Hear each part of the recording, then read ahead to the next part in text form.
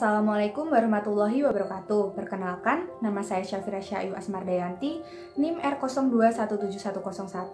Di sini saya akan menjawab pertanyaan dari ujian skill komprehensif keempat mengenai FIRE, di mana terdapat studi kasus yaitu sebuah perusahaan televisi terkenal yang berlokasi di Jakarta memiliki sarana K3 berupa prosedur pencegahan dan penanggulangan kebakaran secara lengkap di setiap lokasi perusahaan. Nah, pada suatu ketika terdapat seorang HSE officier yang tengah melakukan inspeksi rutin di ruangan workshop melihat suatu kejadian yaitu seorang karyawan yang tengah tergeletak tidak sadarkan diri. Nah, adapun gambaran singkat akan saya ilustrasikan berupa gambar seperti berikut ini. Terdapat seorang pekerja yang tidak sadarkan diri dengan indikasi henti nafas serta posisi tangan memegang kabel dengan indikasi tersengat peralatan yang beraruskan listrik.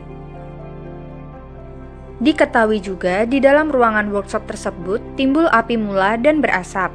Indikasi sementara berasal dari aliran listrik yang mengalami hubungan arus pendek. Lalu, apa sih yang harus kita lakukan sebagai seorang ahli K3 jika melihat kasus yang seperti itu?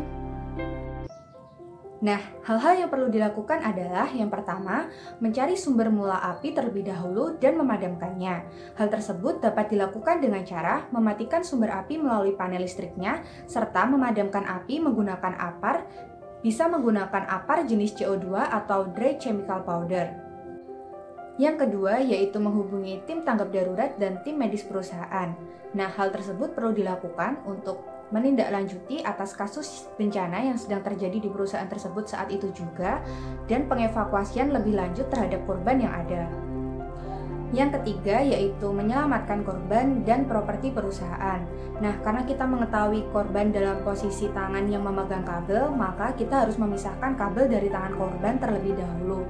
Nah, kita dapat memisahkan menggunakan bantuan alat seperti tongkat yang berbahan kayu atau alat lainnya yang tidak dapat menghantarkan listrik. Selain itu, kita dapat menyelamatkan properti perusahaan seperti dokumen-dokumen yang ada di tempat kejadian tersebut. Yang keempat yaitu evakuasi korban, di mana dalam mengevakuasi korban kita bisa memberikan tindakan P3K. Sebelum mengevakuasi korban, kita juga harus mengetahui konsep DRCAB terlebih dahulu. Nah, apa itu DRCAB? D untuk danger atau bahaya, yaitu memastikan keadaan sekitar korban aman untuk ditolong. Nah, jadi sebelum kita menolong, kita juga harus memastikan keadaan sekitar korban itu sudah aman agar kita tidak menjadi korban selanjutnya. R untuk respon, di mana kita harus memastikan kondisi kesadaran korban. Nah, dalam kasus ini yang kita ketahui, korban dalam keadaan tidak sadarkan diri.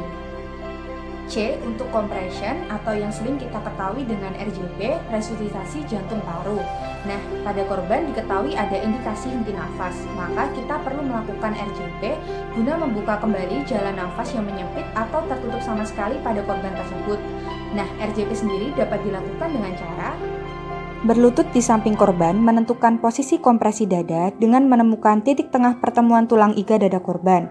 Setelah itu, menempatkan tumit tangan pada titik tersebut dengan satu tangan lagi di atasnya. Posisikan tangan tegak lurus, lalu tekan dada korban, berikan 30 kali kompresi dada dengan kedalaman 2 inci atau 5 cm.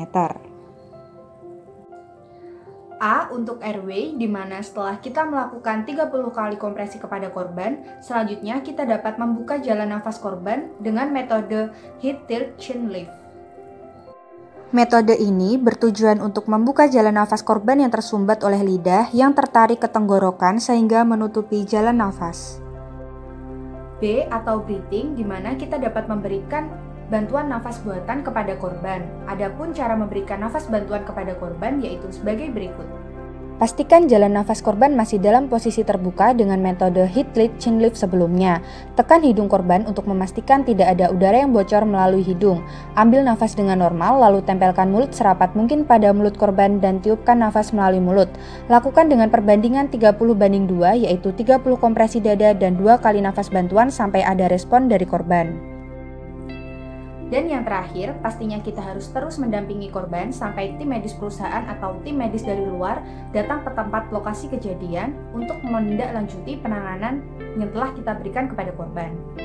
Sekian pemaparan dari saya. Wassalamualaikum warahmatullahi wabarakatuh.